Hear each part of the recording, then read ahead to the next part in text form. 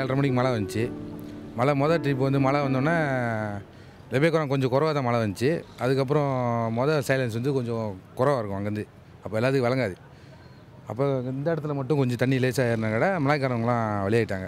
அதுக்கப்புறம் ஒரு ஒரு அரை மணி நேரம் இருக்கும். அரை மணி நேரம் ஒரு அதுக்கு மேலே வந்து ஒரு 11 மணிக்கு மேலே அலாம் வந்து கூட சவுண்டு விட்டுச்சு.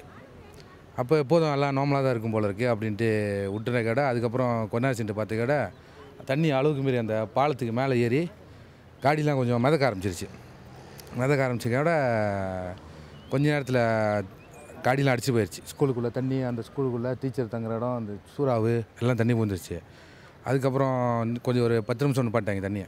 ஏன்னா அங்கேருந்து ஆள் சொல்லிட்டாங்க, அது ரொம்ப ஜாமான்லாம் ரொம்ப சேதமாகுது, தண்ணியை நிப்பாட்டுங்க அப்படின்னு. அவன் நிப்பாட்ட முடியாது, அங்கே தண்ணி இன்னும் ரொம்ப கூட வருது அப்படின்னு சொல்லிட்டு கதவு ஜேம் ஆயிரும், அங்குள்ள கதவு ஜேம் ஆயிரும்னு சொல்லிட்டு ஒரு 10 நிமிஷம் கழிச்சு திருப்பி திறந்து விட்ட கடை தண்ணி இன்னும் ஓவராகி வீடு, தமிழ்நாடு வீடு, அந்த சைடு ஒரு பங்களா, ஒரு இந்தோனேஷியாக்காரங்க இறந்துட்டாங்க. உங்களுக்கு தண்ணி உள்ளே மாட்டி சேத்துல மாட்டி ஒரு பிள்ளை வேறு அடிச்சு போயிடுச்சு. அதோட மணி ஒரு 3 மணிக்கு தண்ணி நிப்பாட்டல, 3-4 மணி வரைக்கும். வருஷத்துக்கு ஒட்டி போய் 2 வருஷத்துக்கு ஒட்டி போய் நடக்கிறது. ஆனால் இந்த மாதிரி இல்லை, கொஞ்சம் குறைவாக ஆற்றோடு போகிற விஷயம்.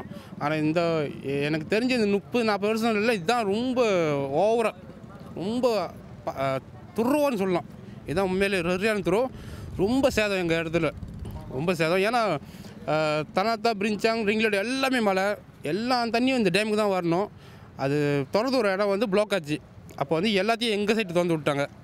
இப்போ வந்து ரொம்ப எங்கள் இடம் ரொம்ப சேதமாச்சு.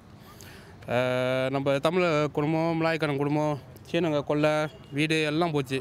கொஞ்ச நேரத்தில் கொடுத்து ஒரு 20 நிமிஷம் தான் இருக்கும், தண்ணி விடுவிடுன்னு வந்து எங்கள் வீட்டை அப்படியே ஒட்டச்சி அப்படியே எடுத்துகிட்டு போனேன். நாங்கள் என்ன செஞ்சோம், ஒன்றும் செய்ய முடியல, ஜாமான்லாம் விட்டுட்டு அப்படியே ஓடிட்டோம், வெளியே ஓடியாந்துட்டோம். அப்போது வெளியே ஓடியாந்துன்னு எங்களால் எதுவுமே எடுக்க முடியல. அது கொஞ்ச நேரத்தில் எல்லாம் அடித்து எல்லாம் கொண்டு போயிடுச்சு. அப்புறம் இன்றைக்கி காலையில் தான் நாங்கள் போய் பார்த்தோம். விடிய அங்கே பஸ் ஸ்டேஷனில் உட்காந்துருந்துட்டு அப்புறம் இன்றைக்கி காலையில் மணி 7 போல் நாங்கள் போய் பார்த்தோம். எல்லாம் சுத்தமாக போயிடுச்சு, வீட்டில் உள்ள ஜாமான்லாம் எல்லாம் உடஞ்சி போயிடுச்சு. இதுக்கு மேலே அந்த வீட்டில் நாங்கள் இருக்க முடியாது. இன்றைக்கி டாக்டர் பழனிவேல் வருவார் அப்படின்னு சொன்னாங்க. அப்போ நாங்கள் காத்திருந்தோம். வந்தார், வந்து அப்புறம் மலைக்காரவங்கள்ட்டெல்லாம் பேசிட்டு அப்புறம் நாங்களும் எடுத்து சொன்னோம், இந்த மாதிரி எப்படியாவது எங்களுக்கு வீடு வேணும், இல்லையா எங்களுக்கு ஒரு நிலம் நச்சம் வேணும் அப்படின்ட்டுன்னு. இப்போதைக்கு நிலம் உங்களுக்கு அவசரமாக கொடுக்க முடியாது, நாங்கள் வந்து வீடு கொடுக்குறோம். இன்னும் ஒரு 5 நாளோ 1 வாரமோ நீங்கள் இங்கே இருங்க. அப்புறம் நாங்கள் என்ன செய்கிறோம், வீடு கட்டியிருக்கோம். உள்ளுக்கு கொள்ளலி பீஸ் பாதியில் வீடு இருக்குது, 8 வீடு இருக்குது. நீங்கள் 14 குடும்பம் இருக்கீங்க. அப்போது முக்கியமான ஆளுங்களுக்கு கொடுத்துட்டு மிச்ச பேருக்கு வந்து ரிங்லெட்டு, பிரத்தாவளி, ருக்குத்தமாவில் நாங்கள் ஒரு வீடு அங்கங்கே பார்த்து கொடுக்குறோம். நீங்கள் தச்சமத்து இருங்க. அப்புறம் வந்து நாங்கள் டெரேஸ் வீடு உங்களுக்கு கட்டி நாங்கள் உங்களுக்கு தரோம் அப்படின்னாங்க. Keadaan rumah Kak habis lah barang, dinding rumah semua tak ada, cuma tinggal bumbung dengan lantai je. Yang kakak sedih sekali, rumah tu baru Kak buat pada tahun lepas. Banjir juga. Tapi rumah masih ada, tapi barang rumah dah habis lah.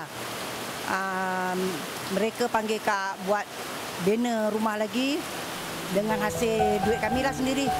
Bila kami dah buat rumah tu balik sekali, sekarang dah banjir habis, musnah.